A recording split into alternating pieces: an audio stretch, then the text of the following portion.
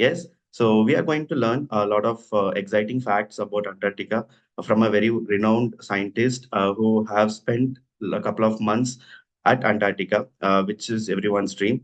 And he is going to help us understand a lot of exciting informations about Antarctica.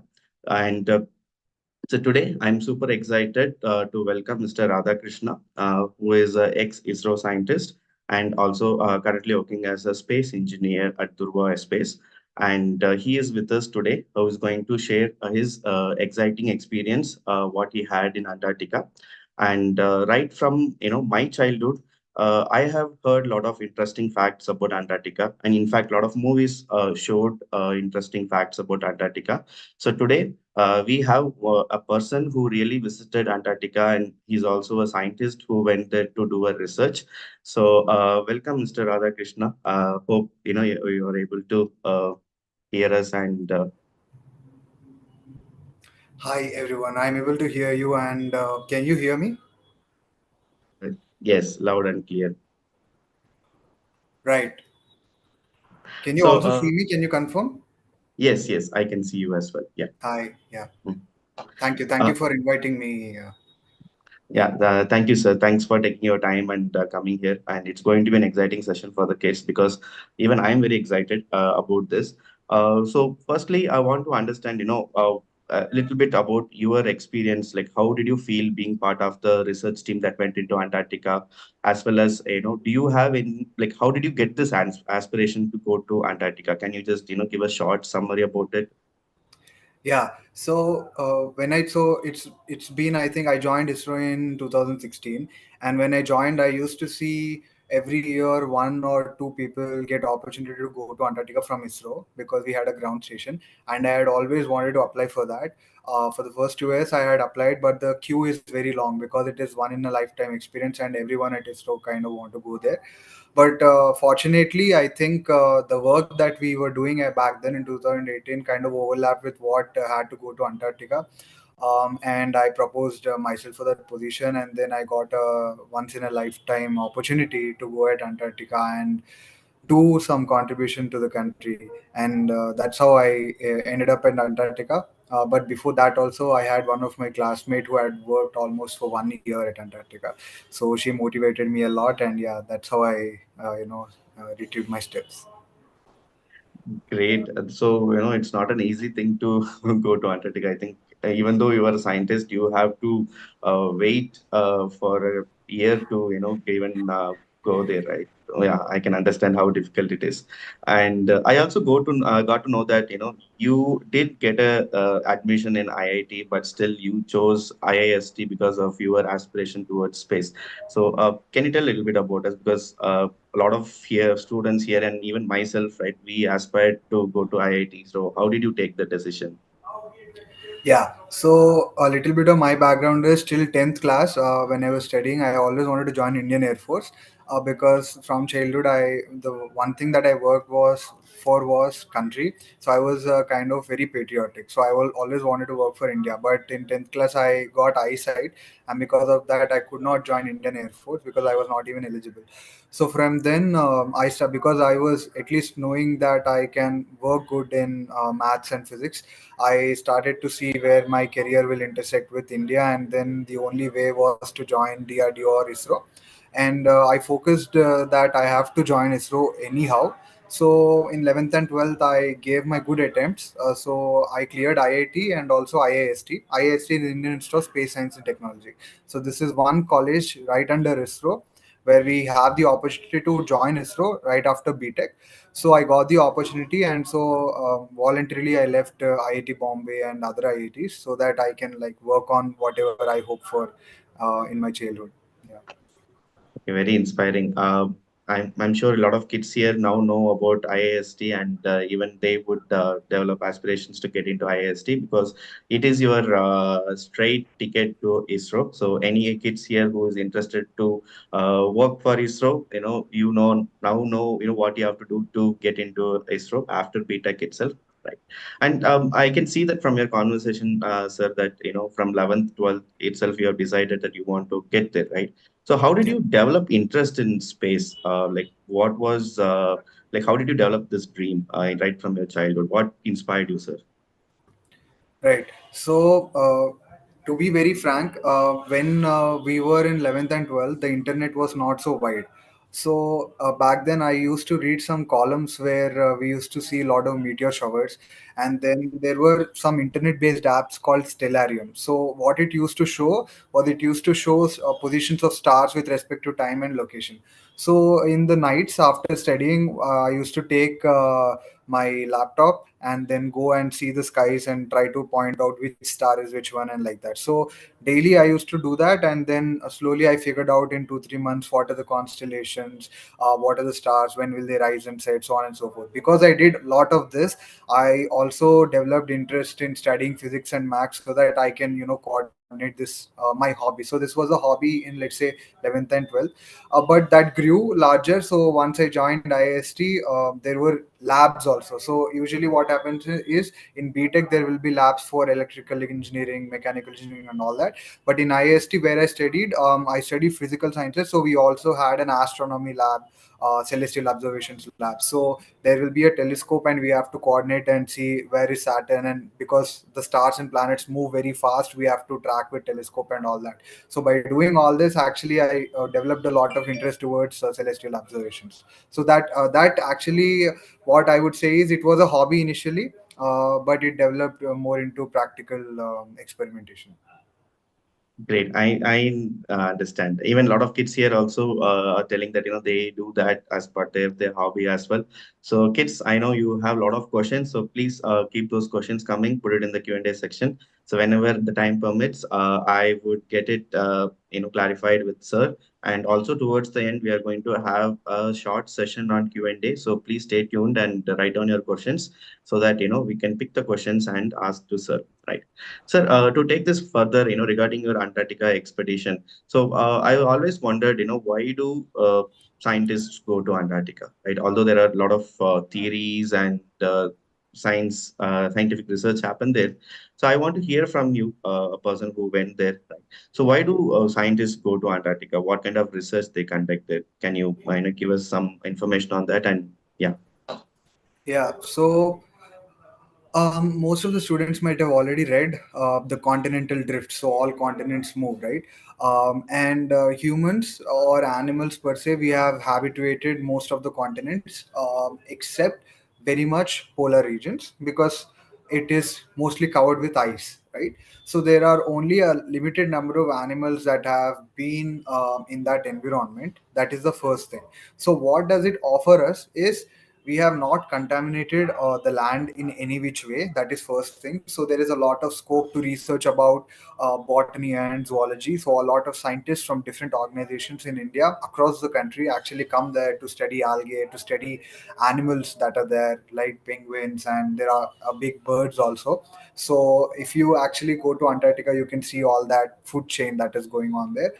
On the other hand, poles are also important for two different other reasons. So when you talk about Earth per se, the magnetic fields that actually originate at magnetic North Pole and South Pole. Okay, but what happens at poles is the thickness of the environment or the atmosphere is a little bit small. So whatever is coming from outer space actually interacts in the deeper atmosphere, so we can see auroras, right? So in North Pole and South Pole, that is one thing.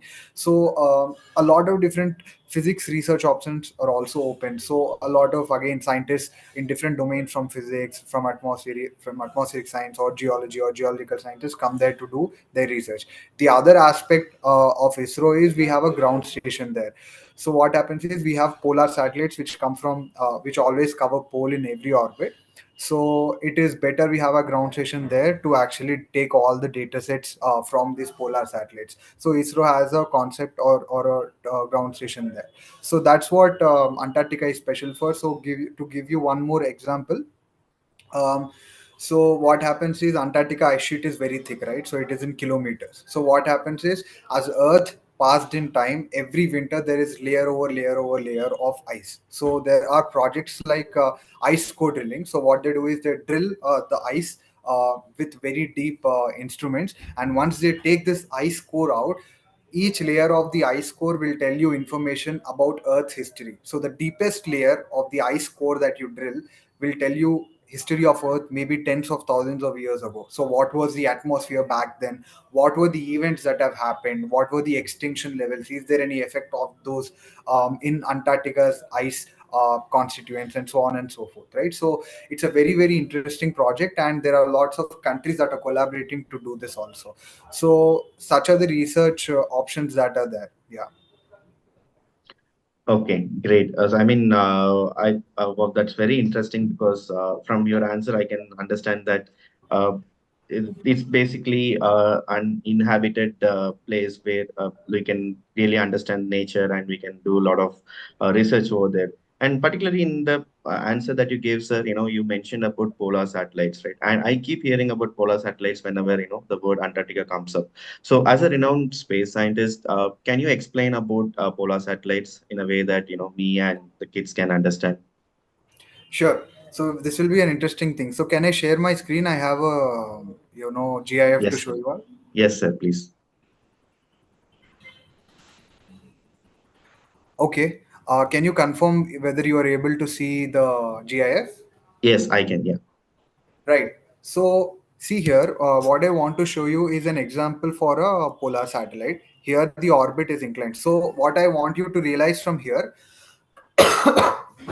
excuse me, so the orbit of the satellite is essentially constant, so the orbit does not change. So the satellite actually moves from pole to pole, but as it is orbiting in the same orbit, underneath the orbit the earth actually rotates. Okay, so in that way what you're able to see is if a camera is put in a satellite, it will actually image different parts of earth in every orbit that it does. So for example, the orbit is constant but the earth is rotating. So now if it covers India in this orbit, the next orbit it may cover something to the west side like Saudi Arabia, and then it may go to Atlantic Ocean and then North America. So this is how polar satellites are built. Okay, so this is an example of a satellite that is going from North Pole to South Pole. Now the concept here is, for example, if it is covering something over India, what happens is you want to downlink that huge data, right? So for example, it is now covering from let's say Russia to Sri Lanka. You want to download the satellite data, right? So if you have a ground station over India, so when it observes India, you can download the satellite data in India. Okay, like let's say we have a ground station in Hyderabad. Then so when it covers from Russia to India, you can download the data in Hyderabad.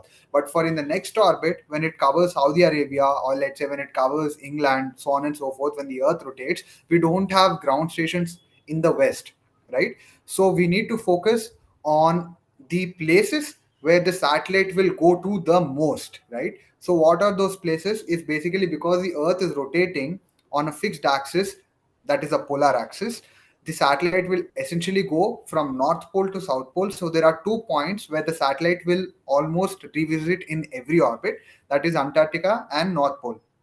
So if we have a ground station in Antarctica, then what happens is in most of the orbits in a day, the satellite will actually pass over through that Antarctica. So in the bottom you can see in every pass it is going through Antarctica, but in every pass it is not going to many of the lower latitude regions. So the concept is if we have a ground station over here in north or south poles, we can get lot of data sets downlink, right? So that is the concept of Antarctica's ground station, and many different countries have this ground station in Antarctica, and many of them have in North Pole as well. So this is the concept of polar satellites. I hope you understood. Yes, yeah, that's the most simplest answer that I heard about polar satellites, and I'm sure that I wouldn't forget about the concept of polar satellites. It was so interesting and nice to know about polar satellites. Finally, I got to know about this.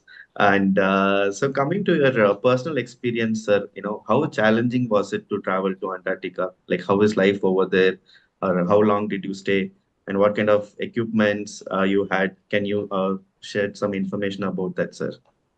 Yeah, okay. So I'll just give you some brief of what happens at Antarctica and what I experienced. So initially when we got information that we had to do some work in Antarctica, there is a central organization called NCPOR which is coming under Ministry of Earth Sciences. So we have to go there and take some training, because going to Antarctica is not so easy. We have to be physically fit for that. So there is a training that is given in Himalayas by ITBP, Indo-Tibetan Border Police. Okay, so they give a lot of training, and after the training they also take medical examination. Not just when I say medical, it is physical and also mental questioning as well. Are we really fit? Because once we go to Antarctica, there are a limited number of people and we have to be with them for a longer period. Okay, so there will roughly be like 20 to 30 people and we have to stick with them for 1 year. So whatever may happen, we have to be very mentally fit. So that is taken care of there. And in ITBP training, we go through a lot of rigorous trainings and also rescue attempts. So someone is falling in crevices or something like that, how do we rescue? Ropes, knots, climbing and all that. So that is all there. So that is very interesting part. At least for me, it was once in a lifetime experience, even to go at a army facility and get training like that. Once that is done, there are two ways to go to Antarctica. One is through flights. Okay, so the flights are operated these days from Cape Town, which is in South Africa. So there is a flight from South Africa to a major station, major airport in Antarctica. So this airport is also not very airportish like that we think. So it is basically ice that is softened. So it becomes very soft ice, so that the aeroplane tires can actually have a good friction, right? So the ice is softened and softened, and they maintain a very big runway for this cargo planes. So because Antarctica, most of the stuff either comes through planes or through ships. Okay, so the cargo planes, when they land, they are very huge. So they make this runway with ice itself, such that it can take that heavy weight.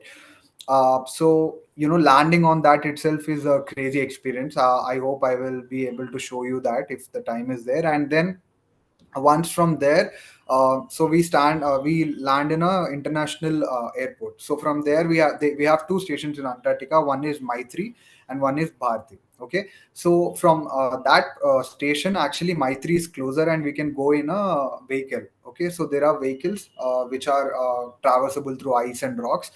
So we go from the airport to Maitri in a vehicle. But if you want to go to Bharati, there is a small connecting flight. Okay, so that connecting flight itself will take you 6 hours from Antarctica to Antarctica itself. It'll take 6 hours, and then on the other side there is a small runway which is again made of ice. And this connecting flight, which is of 6 hours, is actually World War II's Canadian flight. So there was an aeroplane very small, which was used in World War II. We actually flew in that, and then once we land there, the Bharati station is almost like a five-star hotel.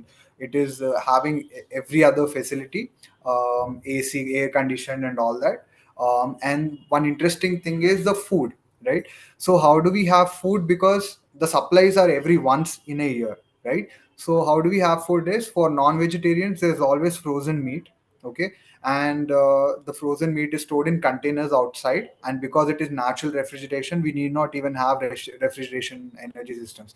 There's a container and we just put food in that. So it is like -20, -50, it is actually frozen.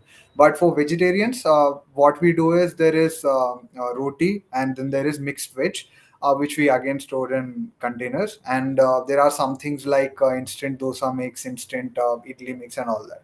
So for vegetarians, it's a little bit out of the ordinary, but for non-vegetarians, I think they'll enjoy it. So there's lots of exotic food there, like lobsters and all that. So yeah, so that is one experience. And the other thing is you get to meet a lot of different domain people. So as I said, you will meet a zoologist, botanist, doctors who came there for researching. You'll meet atmospheric scientists, geologists who are working on auroras and inert gases in atmosphere and pollution and all that. So just by talking with them, you will be able to get a lot of knowledge and appreciate what India is doing in Antarctica. So that was like my experience in very short words. Great, sir. I believe, kids are also very excited. So they even, you told that you would show something about Yeah. Antarctica. I think we are looking forward for it. So yes, sir, please. Okay, I'll share my screen. So I actually made a photos link, and I will show you that one. Give me 1 second. Yes, sir, please. So in the meantime, kids, please, put up your questions in the Q&A section or write down it so that, when we are going to have the question and answer session, we can have it clarified with sir. Yeah. Yes, sir, we can see your Okay. screen. Sorry. Yeah. Please continue.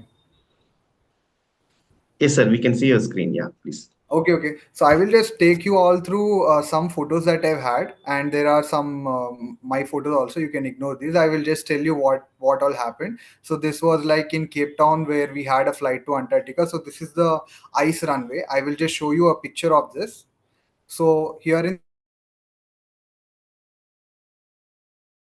background, because it is ice actually means it's very huge. So in all the pictures, you'll see very bright images. So this is the flight that we came in, and on the background is the ice runway.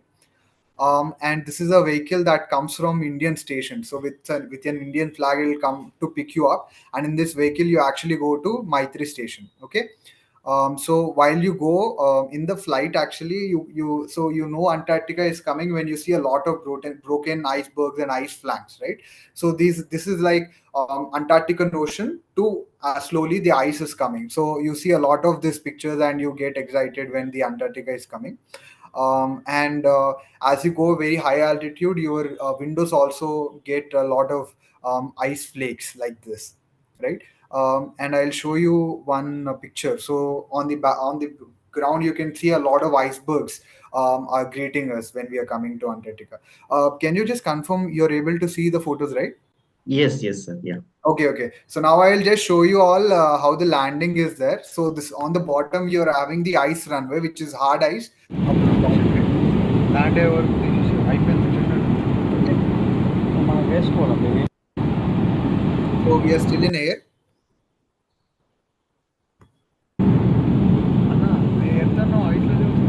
So see, everywhere it's just ice. There is nothing else, right? Yeah. So this is when the landing happens, and on the both sides you can see how the ice has been splitted and softened, and on the other side you can see the containers, right? So all of those are different అది containers. Station ఇది అంతా station station పెద్ద ఏముండదు ఇది okay okay కింద మాట్లాడతారా okay okay sorry sorry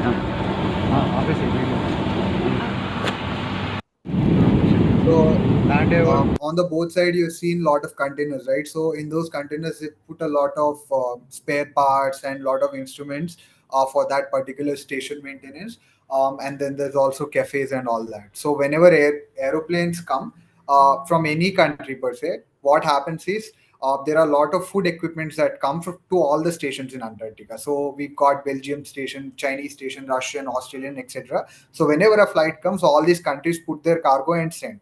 So even with us, we had some researchers from other countries and also a lot of cargo. So a lot of countries people come there to pick up their cargo. So this is the view once we land. So what we were wearing actually the green ones. So all the green and red guys are Indians, but everyone else is from other countries. So this is our in the background. There are two Indian vehicles. This one in the background. And everyone else who you've seen in the starting are from other countries. The blue oranges are from other countries. So they'll be picked up from there and go to their own station. So I'll show you some vehicles also.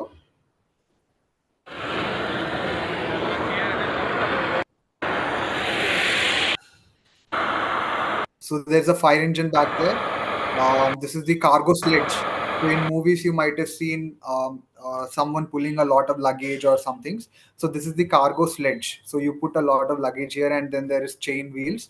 And on the front side also there is a piston bully. So we call it piston bully. So even India has one vehicle in this particular video. So this is the Indian piston bully. So we put our luggage here and we sit in this car and go. And I'll skip some of these videos, but I'll show you one interesting video from inside the piston bully when we came to Maitri station. So this is the transit station before we go to Bharati.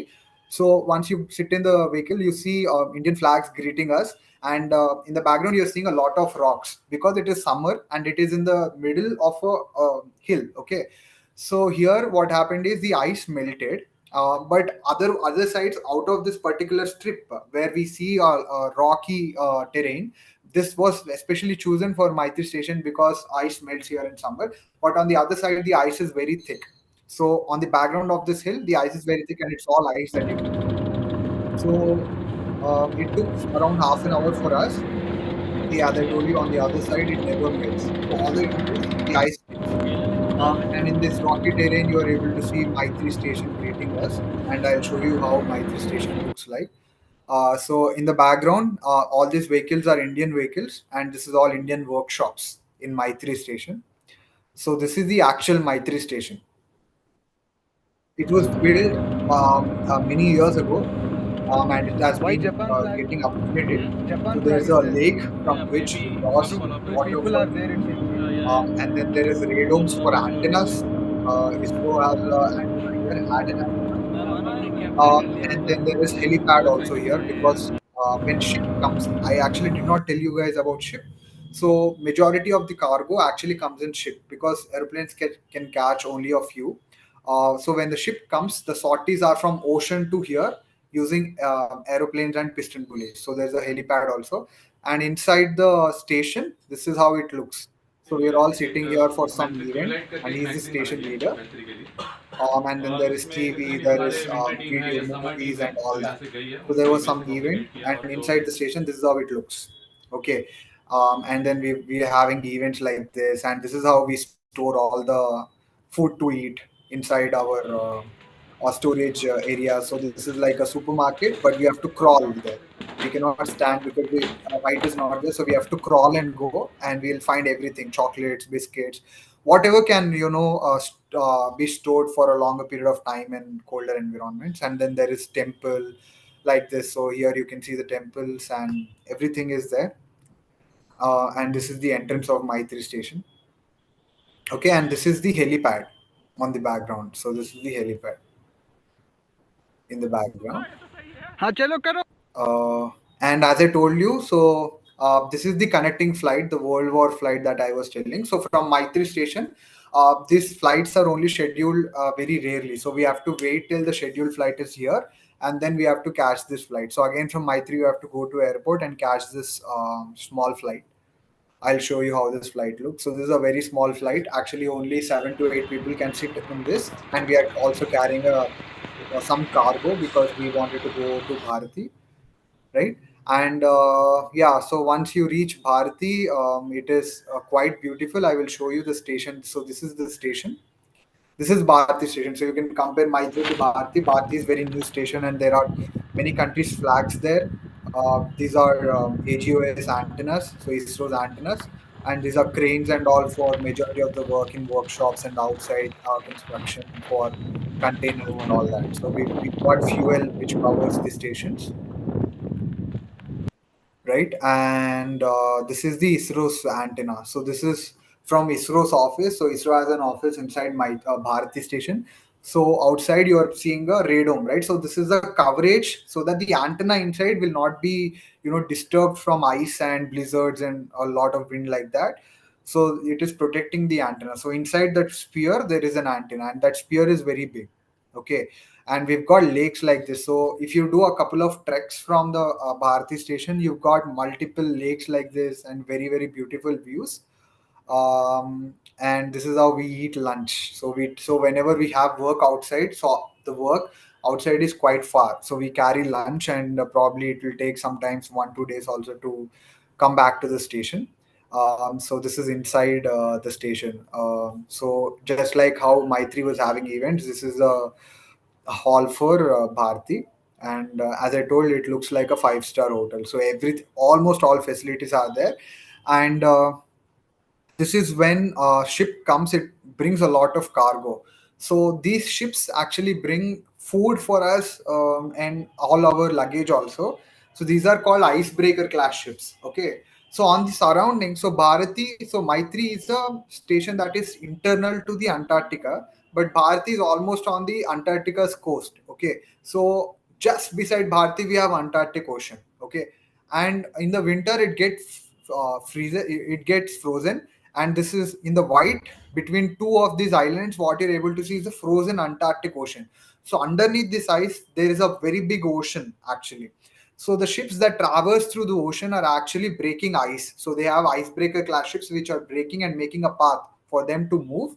And once a ship breaks a path, majority of the ships again actually wants to follow the same thing. So this is the icebreaker class ship that brought luggage to our station. And then from here to this island where we live, there are helicopter sorties because piston bullies can't go. So more weight if you put on piston bullies, it can actually get go back into the ocean. So we actually either do ships or helicopters. So in the on this image on the ship, you are able to see helicopter. I'll also show you a good video. Okay. And we have festivals and we do a lot of kite flying, and here any kite will fly because the wind speeds are so high. If you actually stand on the top of station at any point of the day, the wind is very huge that you can just catch the kite and it'll go kilometers away. Okay. And we've got events like this, and this is the ocean when it is melting.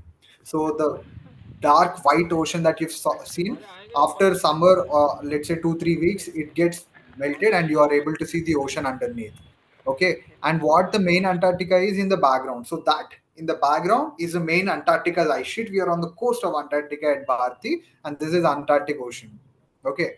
And when the ice melts, what happens is the food chain in the water comes alive. Okay. So as the sun goes up and down based on seasons, the water also goes up and down in latitude. So now when the ice is melting here, what is possible is a lot of fish is there in the water. When it is frozen, fish cannot be eaten by birds because the water is now ice is melted.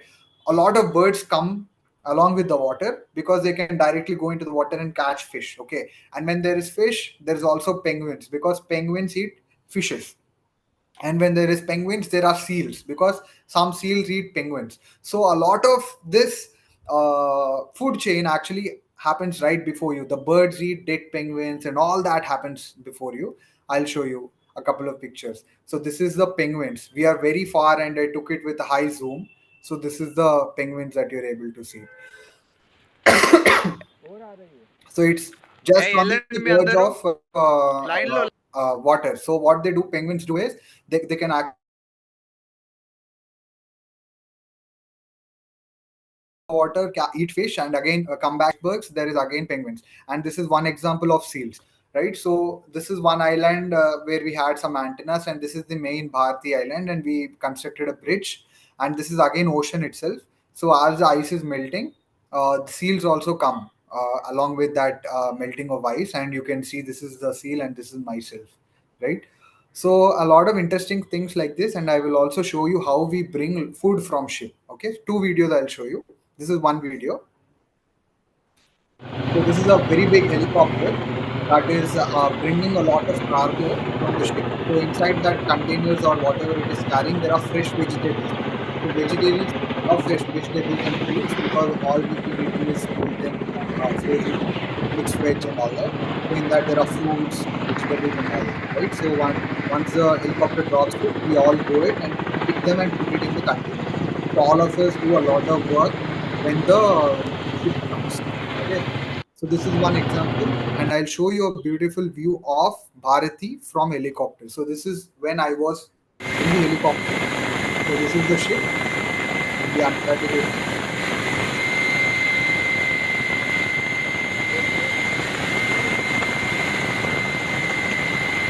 Underneath us is Bharati station. So all the containers there are where I was comfortable.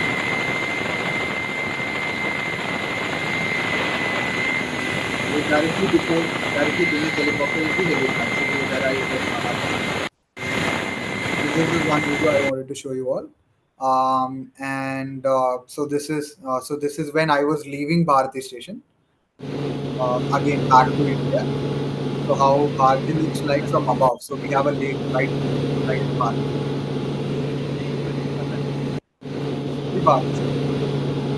Yeah, I'll also show you one more image. So this helicopter actually carries us from station to airport back again.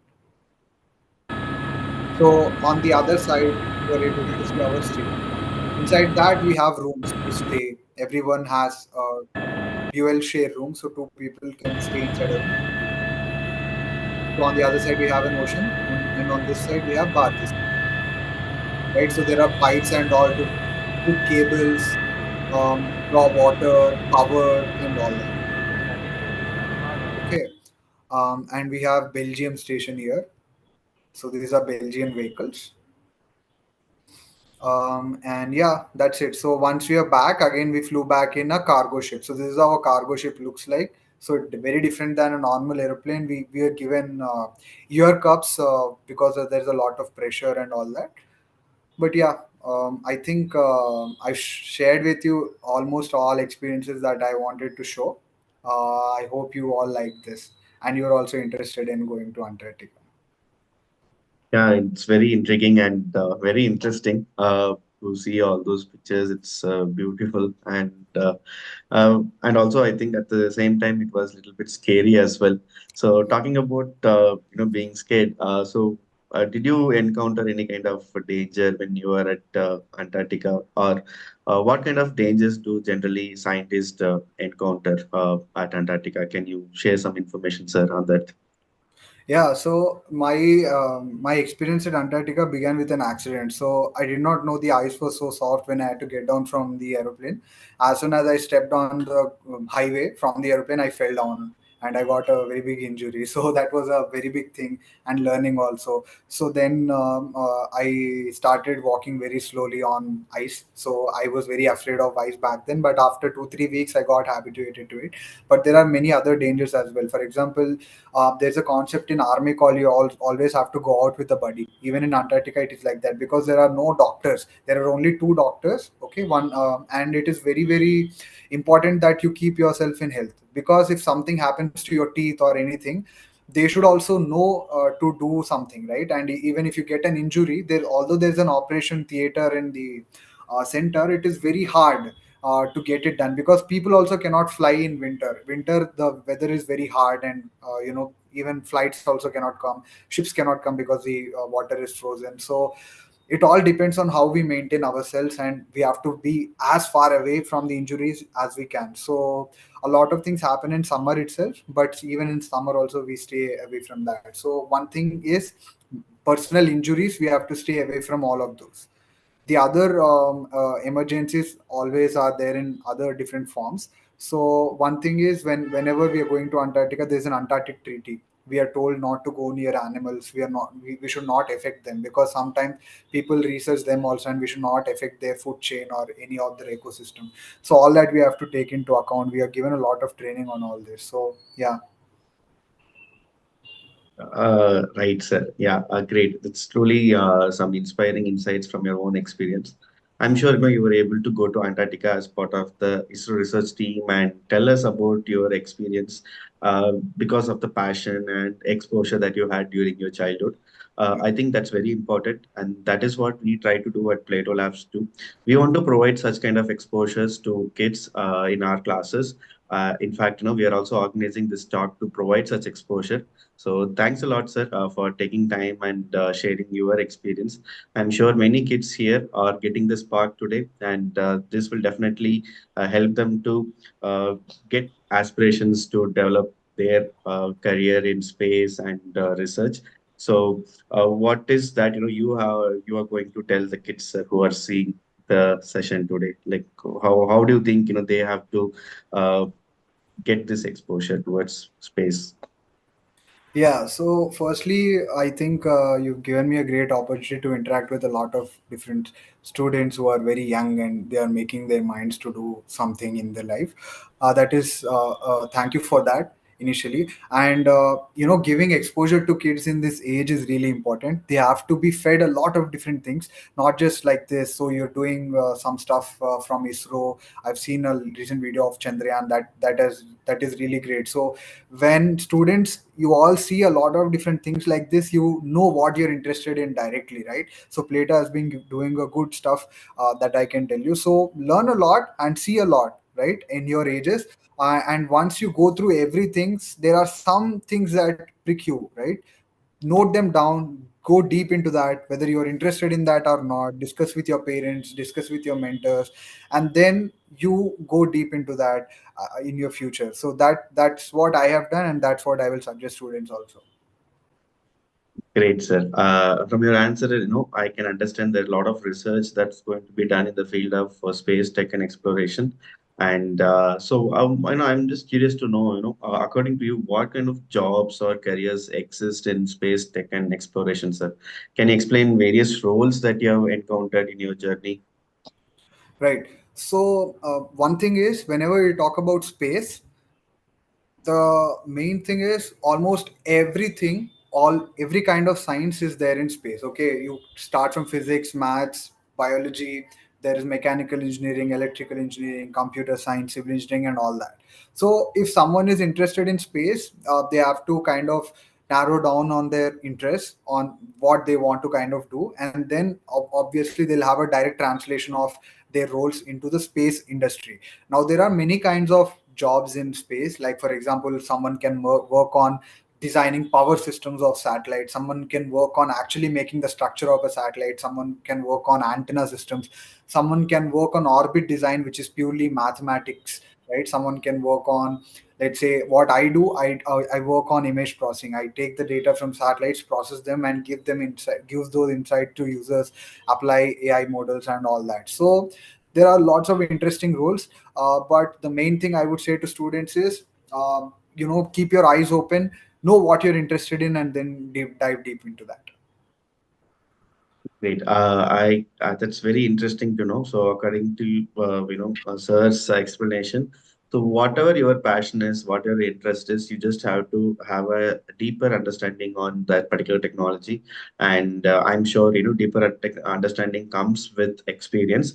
So, sir, in your childhood, right? So, how did you develop a deeper understanding on certain subject? Like, what kind of activities did you do, sir? Can you give us some insights on that? Yes. So as I said, as a child, having a hobby is really important because it will not just help you in understanding other things, but will also help you in getting wider perspective. Okay. So have some kind of hobby and see how you can intersect this hobby and your future interests. Okay. So for me, there were two main hobbies. One thing was celestial observation, and the other thing was I always wanted to make something with lenses. Okay. So I actually, in childhood, I actually made binoculars, and then I understood why binoculars cannot be a telescope. And then I actually got good mentors, and then they taught me how to make a telescope, and then I made a DIY telescope, although it is very bad in observing different things. But I actually understood how everything works, right? So have a hobby, do like, so if you work on something, don't feel that it is time waste for you. I'm saying you work on something and just go deep into it and have a hobby and try to see how you can intersect your interest with the hobby. You will enjoy a lot.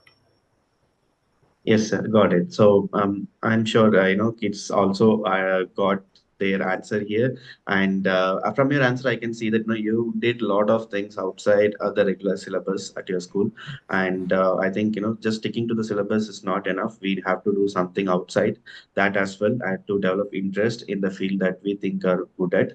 So thanks, Mr. Radhakrishna, for joining us, and our goal is here to help more and more kids get the kind of exposure you have got, and we are lucky to be in a field where we see a lot of innovations every day. And we get to see many amazing ideas and creativity in our robotics classes as well, where kids uh, come up with a lot of innovative ideas. So even, we keep hearing about how Elon Musk is very passionate about space exploration and sending people to Mars. Now we are seeing people like you who also work super hard to make us all proud, and it's going to be very common in the future. I guess a lot of kids are going to get exposure like you, and they are going to become the future scientists and astronauts and future space tech explorers. So thanks a lot for taking your time today and inspiring me and our kids who are watching the talk. And we wish you all the very best, sir. And I couldn't stop the kids from asking a lot of questions. So, we can just go for the Q&A section where kids have asked a lot of, I'm not sure if it's an easy question or tough question, but I think you kids are very curious and they're asking a lot of questions. I'll curate some of the questions for you. Yeah. What is the maximum temperature out there in Antarctica? So when you say it's least in the winter, right? So what is the maximum temperature it goes, sir, So in Antarctica? when I've been there, I've seen temperatures of minus less than minus 50 also.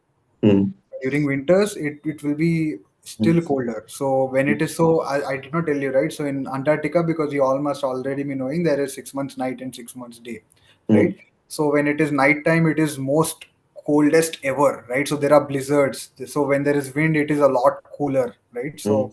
I've seen less than 50, minus 50 also. Okay, maximum, sir. Maximum will go to 10 during summer, 10, 15 also. Okay, okay, great. And also we have this question came particularly from a lot of kids like Ramanan, Agastya, etc., where they asked what is the age of joining at ISRO? What's the minimum age of joining? Okay. So the age of joining will be right after BTech. So I was, I think, probably the youngest in my batch at 20. Mm. Okay, okay, got it, got it. And so if we can do a BTech, and if you are curious to about the technology and you have a deeper understanding, it you can actually get into ISRO, right? Yeah. Yes.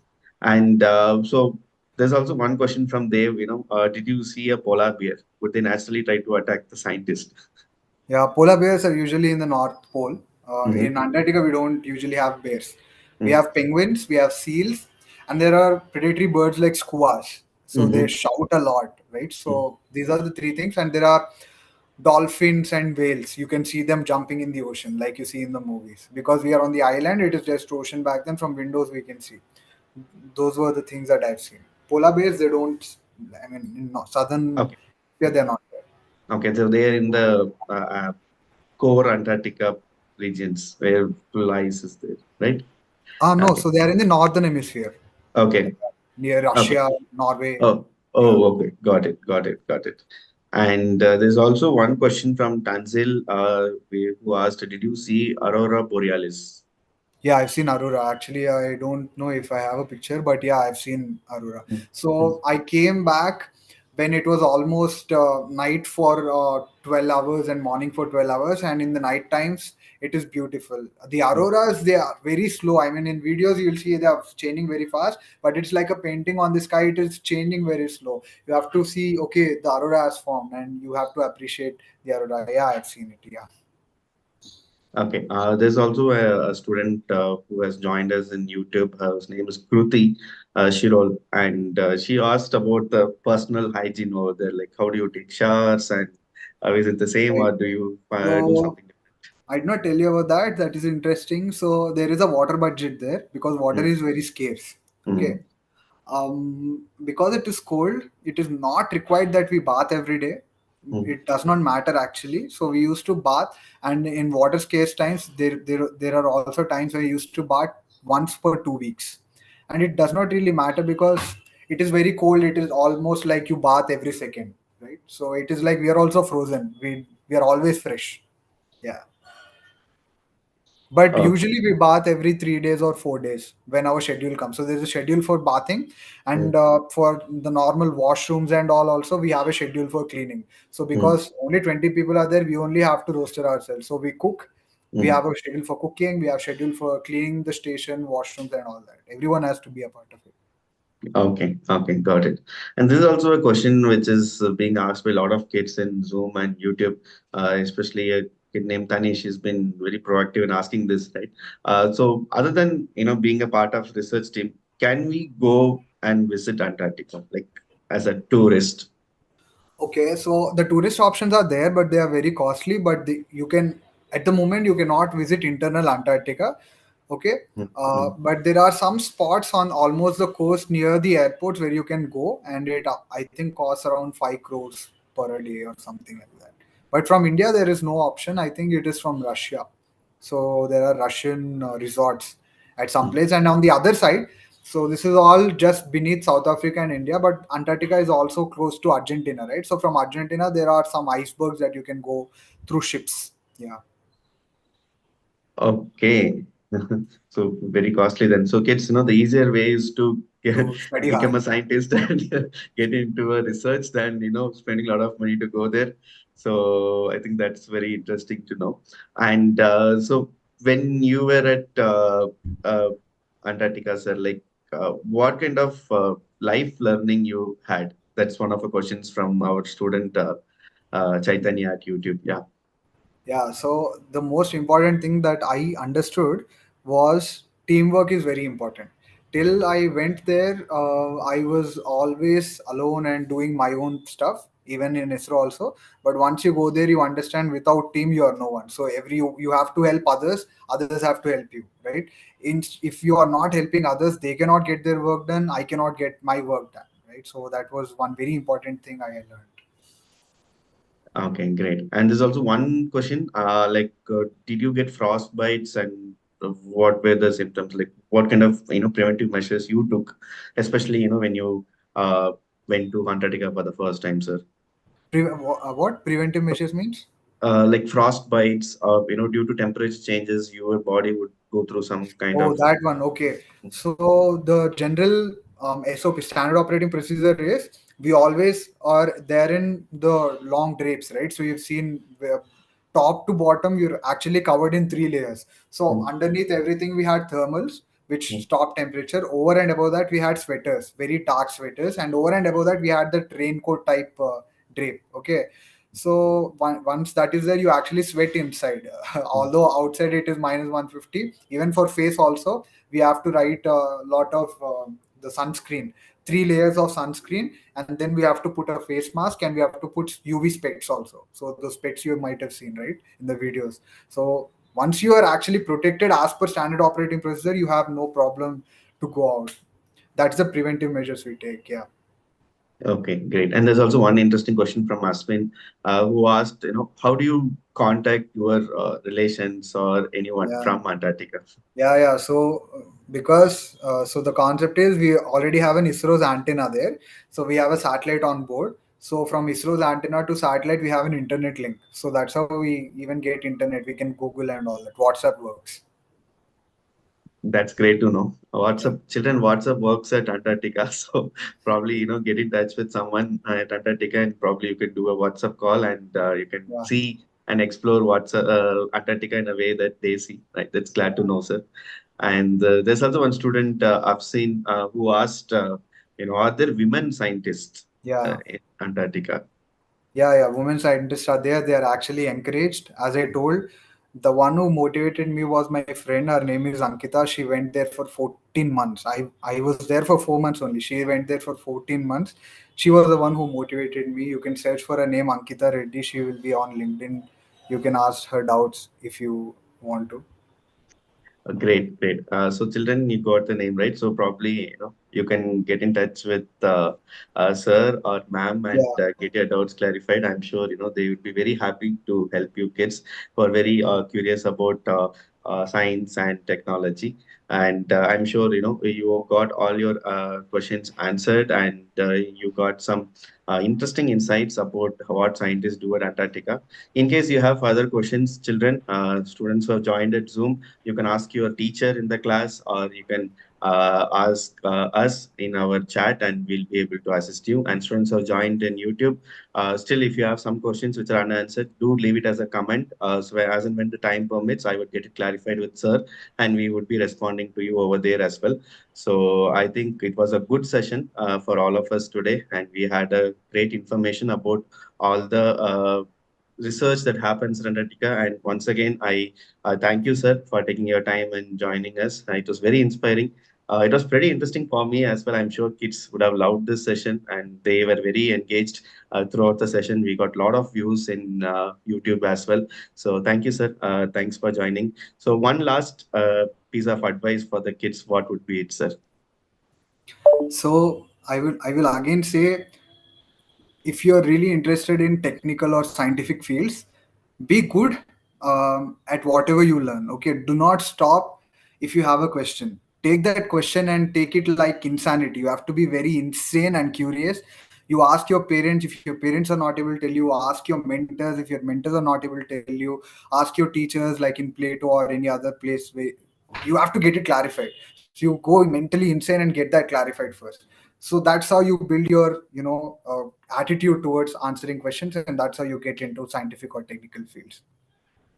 Okay, great. Great, sir. I'm sure kids would do it, and we at Plato Labs also pledge to help kids develop interest in science and technology, and would love to see more space explorers from our students as well, and other kids who have joined us here. Right. Okay. Thank you, everyone. Thanks, parents, children, and teachers for joining us today. So we would be meeting you again with another exciting Plato talk with an expert who would explain a technology in a simple way that kids can understand. So once again, thank you everyone. Have a great weekend. Thank you, sir. Thanks for your time, sir. Have a great weekend, sir. Bye, bye, students. Thank you for giving me this opportunity to talk to you.